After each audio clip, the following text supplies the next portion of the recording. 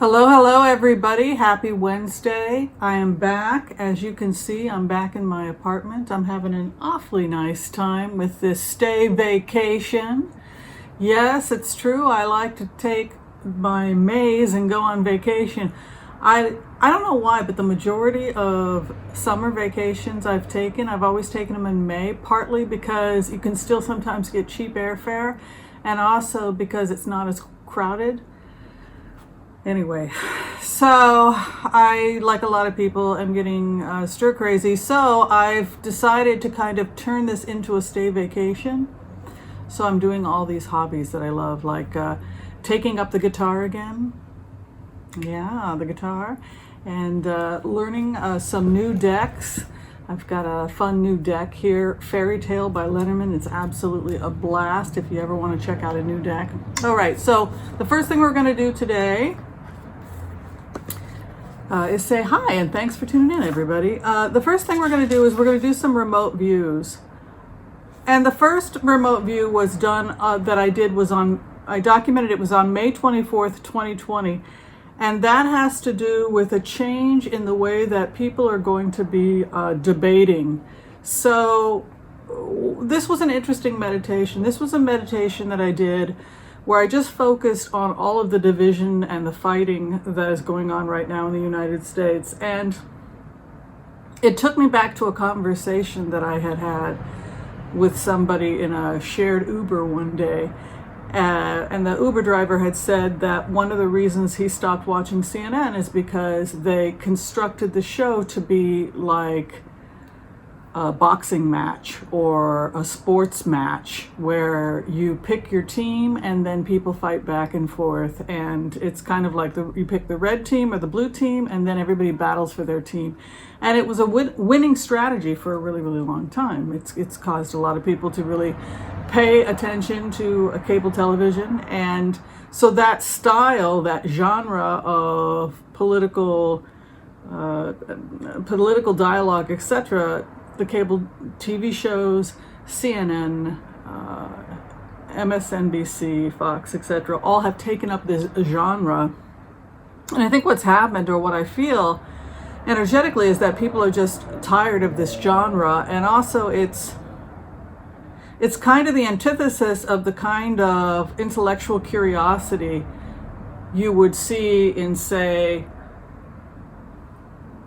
the European history of debate. If you're talking about like the intellectual salon of the turn of the 20th century, when people from various different beliefs or cultures or ideas would come together in the salon and they would share their ideas, it was done in an environment of mutual respect, which is absent today. So in this meditation, I see that there's going to be more of a promotion towards the type of salon dialogue that we saw in earlier entertainers. Specifically, I think about Dick Cavett, because Dick Cavett had a salon type. He created his show based on this idea of the European salon, the Paris salon, where people of various ideas could express their feelings about things and people could have an intellectual discussion. Sometimes it got heated. Lily Tomlin walked out once because somebody said something sexist. But the point is, it had that feel of people openly expressing their creative ideas and not feeling threatened when they did so. So we may see a shift in that.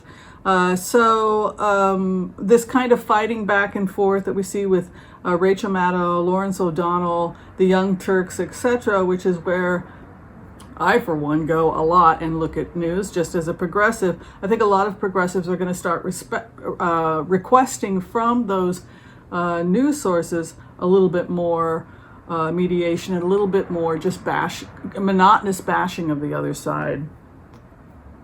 So I thought that was a kind of interesting remote, that people are kind of moving away from that genre towards a more sophisticated genre of and I think that will speak to the intellectualism of the country, too, that we're now appealing to this idea that Americans do have brains and can think and can use their brains if they're given an opportunity to do so.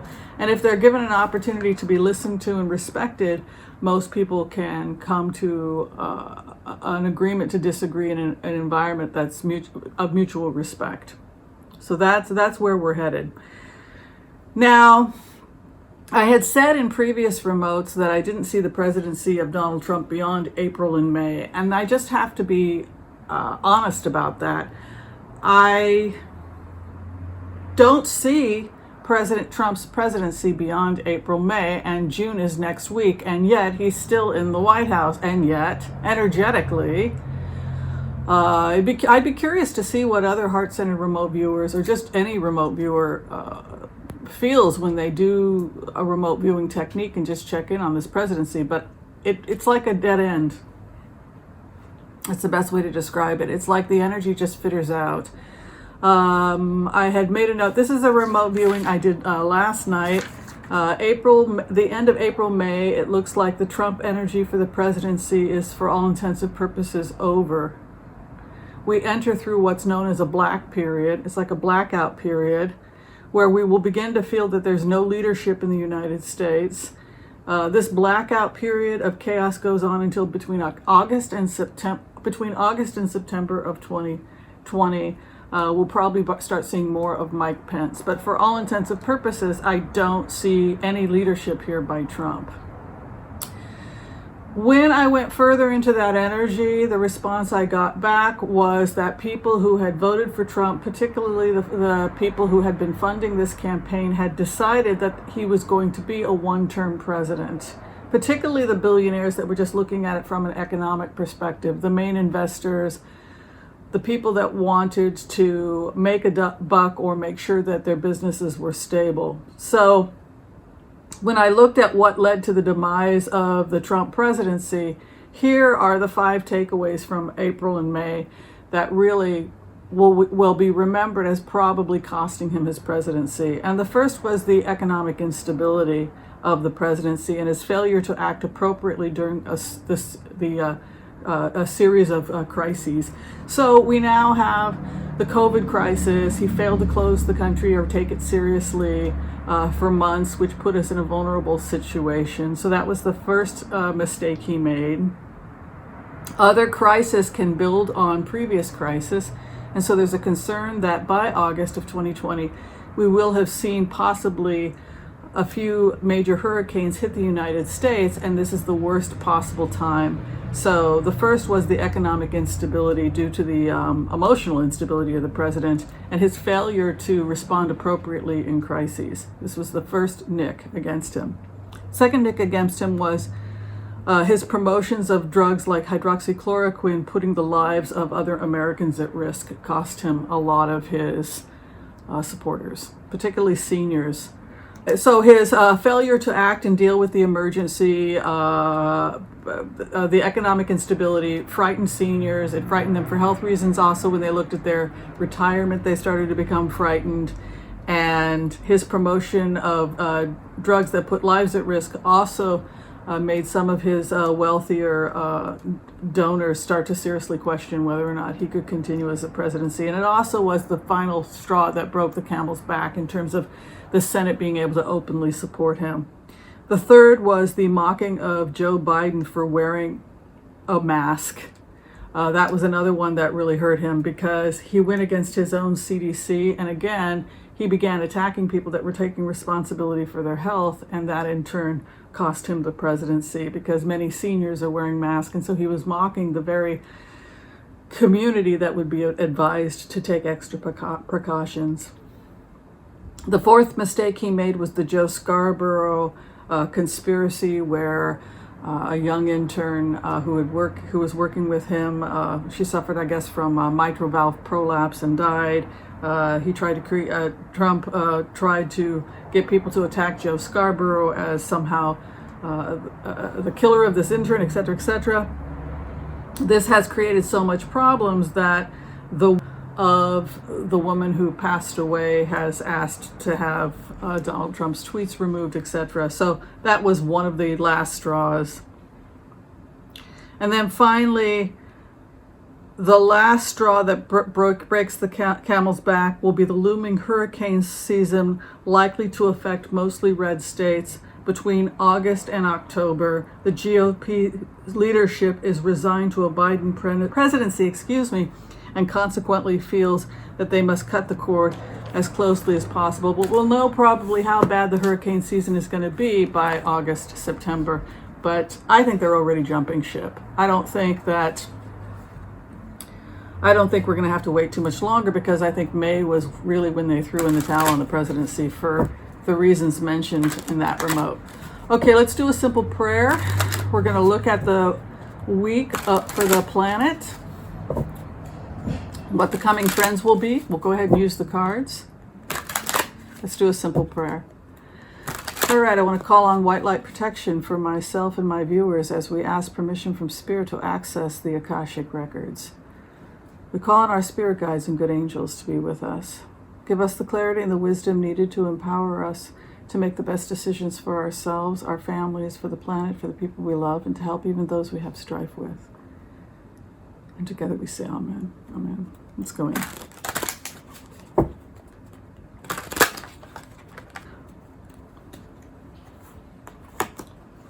We are getting our wish. You can see the 9 of Cups moving in, and a new energy coming in with the King of Pentacles, a businessman or a business energy. I think that we're going to start seeing a little bit more stability financially going forward. Also a little bit more grounded energy, which I think is what people really need right now. King of Pentacles is a grounded king. He's also a money king. He holds the coin. Sometimes he holds secrets. And 9 of Cups is to get one's wish granted or to be invited to the banquet. So there's an energy to the 9 of Cups of an opening up and welcome to the banquet. And then this new energy or this new archetype coming in, which is the King of Pentacles. And would might possibly denote that we are going to see people besides this president, the people around this president, attempting to do what they can to stabilize the market. Where we are at right now, not that good, I'm sorry to say. We can see here, move that back. We have an inverted Emperor card. This is a psychotic kind of an energy. It's psychosis. It's it can be somebody in a position of authority who abuses that authority. So I would say right now there's a feeling of vulnerability over the nation, in the sense that where we are at right now is it's like being stuck in dad's house, and dad is a raging alcoholic with a personality disorder. The inverted Emperor is a very scary card, because it is somebody who has the power to create laws. It is somebody who sits on the bench or sits in a position of power, but the inversion shows that something about the person who has the position of power may not be suited to it due to some kind of instability or cruelty, or they're not in a position to take on they don't have the capacity to take on the responsibilities that they've been given. I think of the inverted Emperor card as an abuse of power. It's a very dangerous card, actually. And what crosses it? The inverted Fool card. So what makes this Emperor dangerous is his own stupidity, his own foolishness.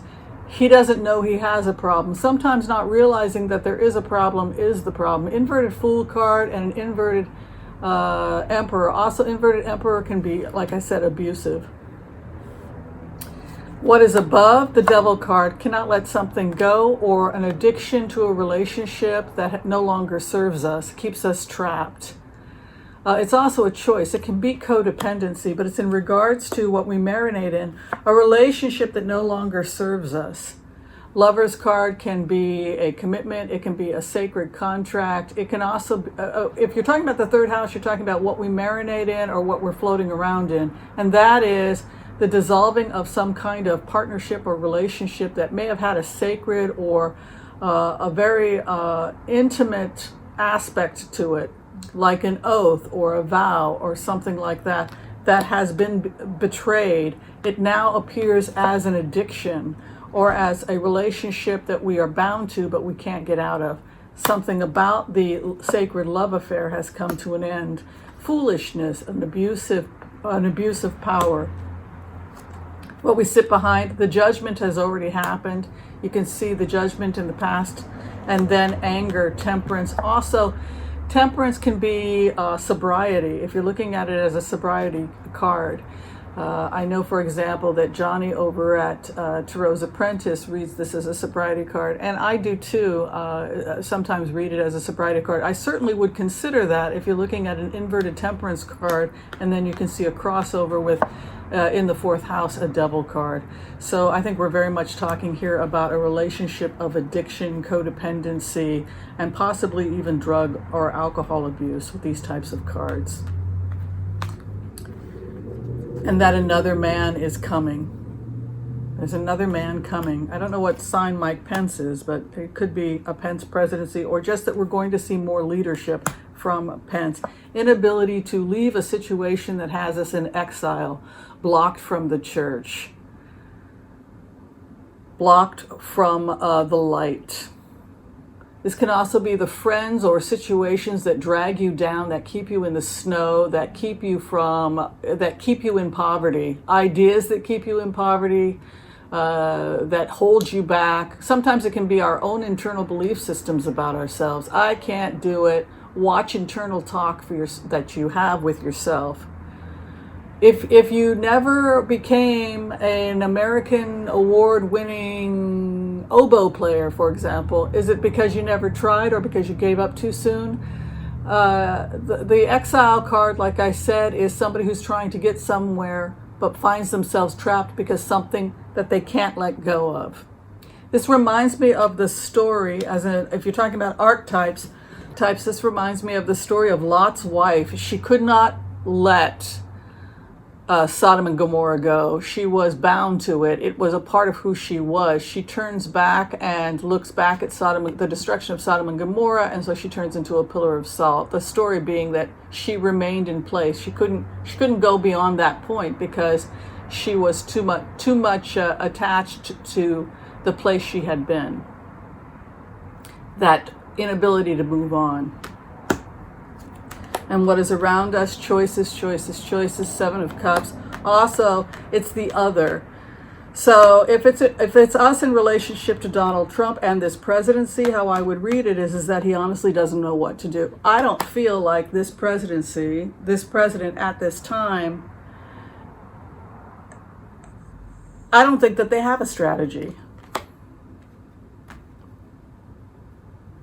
This is like to be in the grave to hang it up. The other concern I have with these cards is that this president loses support because the people who used to latch onto him thinking that it was a winning strategy learned the hard way in 2018 that it was a losing strategy. And now that they themselves are losing their re-elections, a lot of Congress losing re-election, it goes back to this idea that we need to dump this dead weight. Something is going to happen that's of major significance by August of 2020, that by October we all know who the president's going to be, and it's not going to be Trump, and it's complete chaos.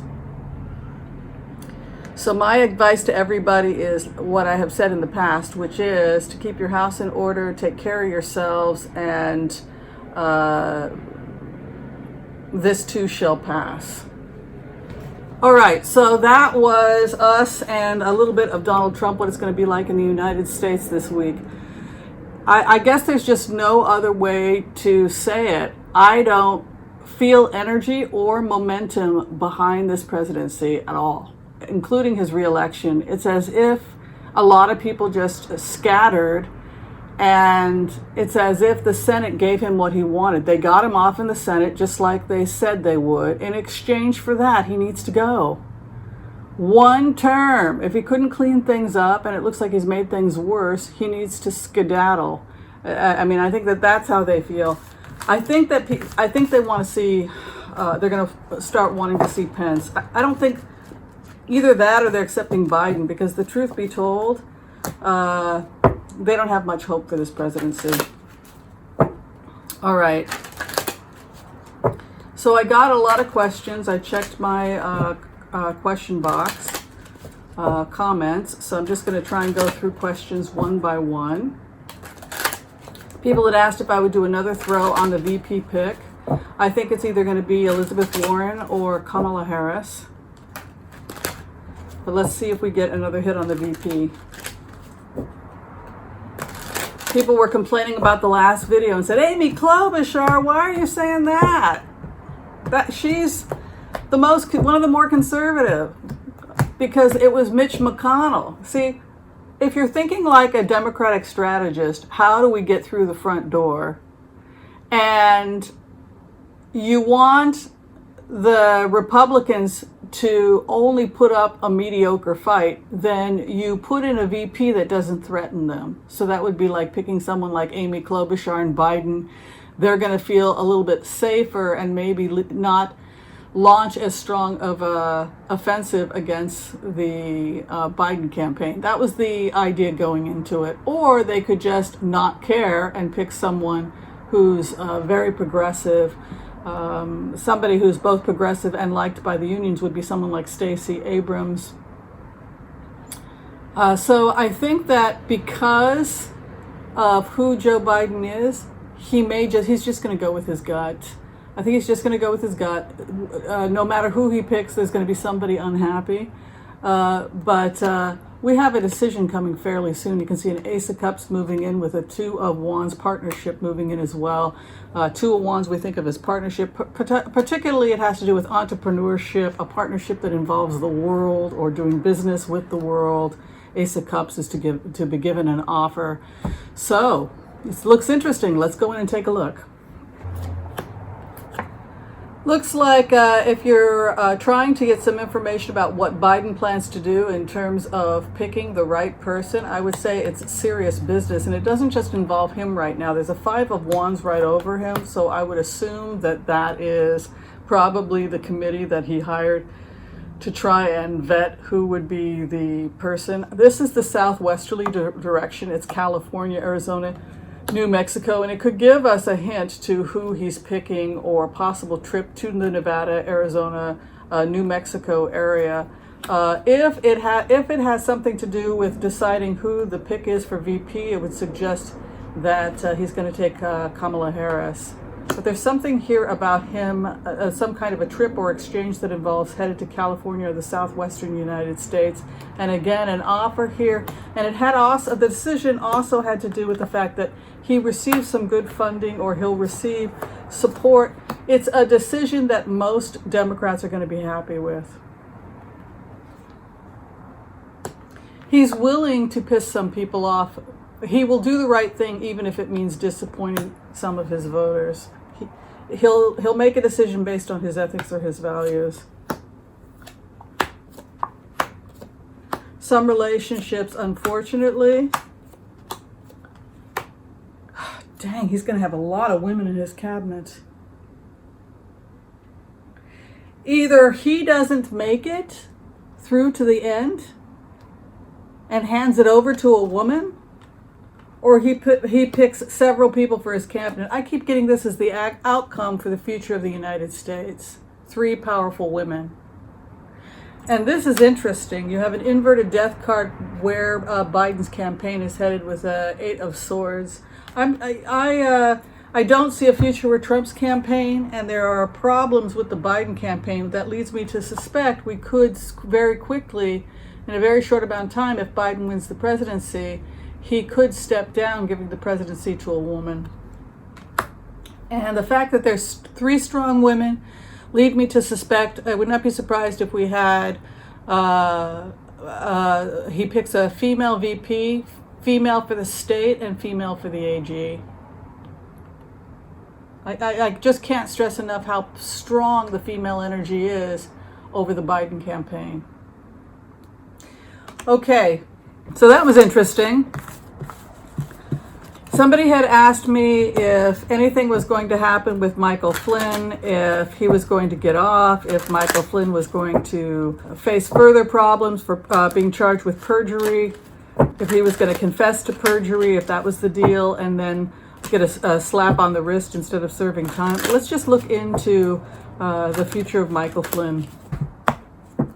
Where he is at right now, over, closed, 2 of Swords. He's being advised not to talk to anybody. There's a feeling here when you go, the best way for me to interpret this is that this is a gag. He's been advised to seal it. Look at this, not going anywhere, cut, and 2 of Swords. Hello, Mila. Mila joined us. So right now, his advisors are saying disappear, keep your mouth shut, no interviews. I don't think the judge is feeling too generous with this guy at all. You can see the card that has to do with giving, caring for those who cannot care for themselves, 6 of Pentacles, being in a situation of givers and takers in life. This is an inversion, which means that if this judge is going to let this guy off, it's not going to be easy. I don't think Sullivan wants this guy to get off, not with an inverted 6 of Pentacles, 9 of Cups coming in. Flynn feels like his wish has been granted, but there will always be, the thing that I get every time I go into Flynn's energy is no matter what he does, look at this, no stars, bad luck. Inverted stars in the 3rd house, 5 of Pentacles, the poverty card, inverted, cannot get out of poverty in the 4th house. It's over. Do not talk to anybody. There's a feeling like what bothers him more than anything, what bothers Flynn more than anything is the destruction of his reputation. It's the fact that forever people will look at him and think he was a traitor.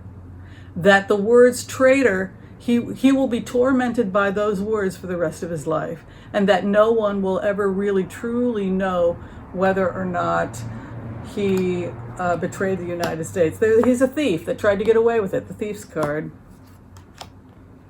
They are going over everything he did with a fine-tooth comb, which was a mistake, because now that a second group of people is looking at it, it could mean a whole new ball of investigations open up. Hopes and fears that the end is near for Flynn, and then the final outcome, a judgment. Let's do a clarification on the judgment. He's being offered an offer he doesn't want. What is around him, the end of a contract, the hope and fears, the end of the Tower, the destruction, and the final outcome, 2 of Wands. Something about him giving an assistance or some kind of secret deal with a DA or something like that is coming up in the future. And because there could be some secret negotiation going on, possibly be with other with feds or some other group, it could be that publicly he gets off, but there's some kind of a coupling or agreement that gets him out of this situation. That's the best way for me to interpret it. But the bad news for Flynn,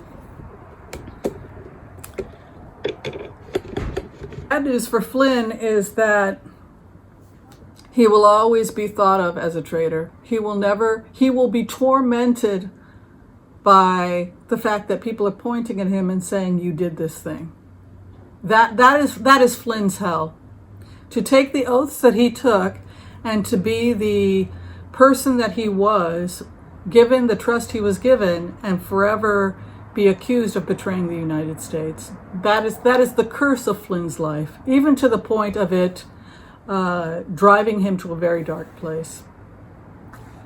I question what kind of future he has with these cards. Okay, so there's a couple things I wanted to throw on based on some meditations I did last night. The first concern I had was I'm very worried about southwestern India when I look at the weather. There are a couple of hot spots that are going to be experiencing a lot of drought. There's the northeast that had a drought spot due to over-industry.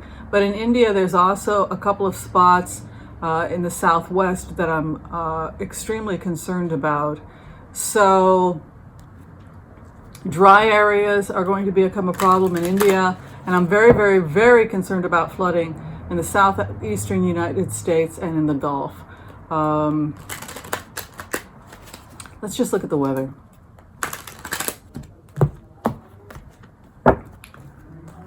Oh, possible need to hunker down now. So there's a feeling with this energy when you're looking at the weather going forward for hurricane season, etc., both in the United States, but just globally in terms of what's going on.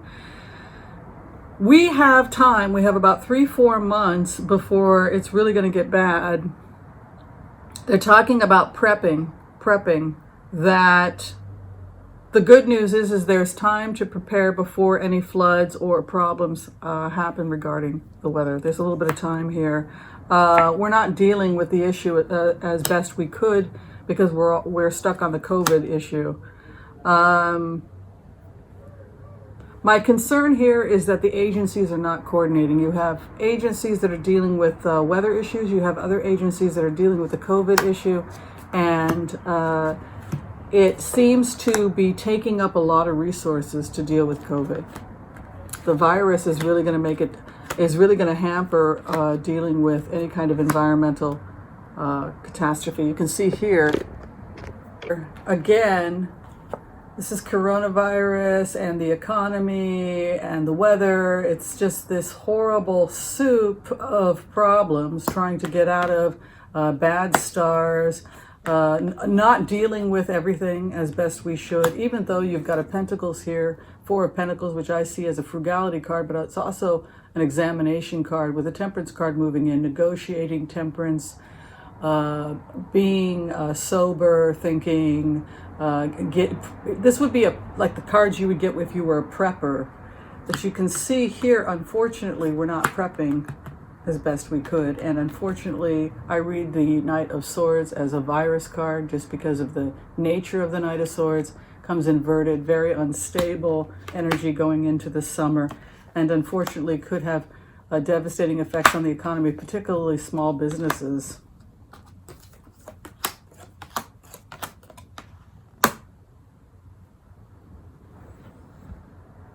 Yeah, and I'm very worried about potentially the main problem isn't so much just the hurricanes or bad weather or flooding. It's confusion and the way in which they have cut the budgets of various different agencies. You can see here the inverted moon card, the Knight of Swords inverted, the Devil card. They cut too many agencies too much to the point that with multiple emergencies happening at once, we could find ourselves in a pretty bad situation. I'm sorry to say. Okay, so on that happy note, the good news is that the energy is changing. We're seeing some strong female energy moving in. Like I said, I would not be surprised if Kamala Harris was asked to be the VP pick. I think his second choice will be Elizabeth Warren. I think he's a little afraid of Elizabeth Warren because they've always had like a bit of a strain in their relationship. But there's another part of him, I think, that's seriously considering asking her to be his VP. Right now, though, based on the cards and based on the nature of where the energy is headed in his campaign. By the way, for some reason, I think he's going to Nevada. I don't know what's going on there. But because of the nature of his cards, I'm going to go ahead and predict that he will probably pick Kamala Harris. All right, thanks for watching, everybody. We'll see you next time. Peace out.